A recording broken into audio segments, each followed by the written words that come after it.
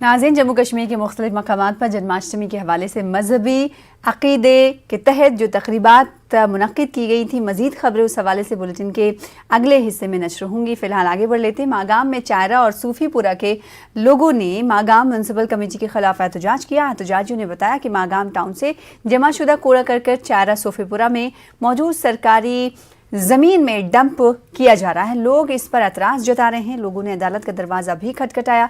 Case की सुनवाई जारी है। लोगों के मुताबिक अदालत ने इस पर फिलहाल स्टे दिया है। लोगों की शिकायत है कि कूड़ा करकट डालने से उनके बागात, धान की खेती और दीगर फसलें मुतासिर हो रही हैं। कमेटी की हुदूद से बाहर ये काम अंजाम देने का इल्ज़ाम लगाया जा रहा है।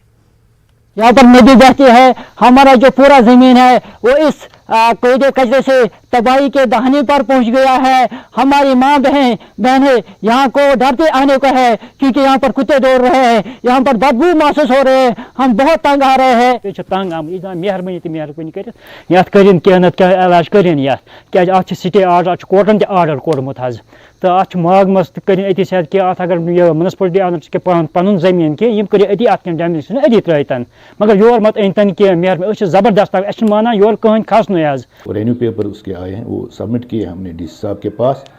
अब जब वो ट्रांसफ़र हो जाएंगे एक बार हमारे महकमे को, तो हम इसमें DPR बना के देंगे जो साइंटिफिक के लिहाज से गार्बेज को डिस्पोज ऑफ करेंगे।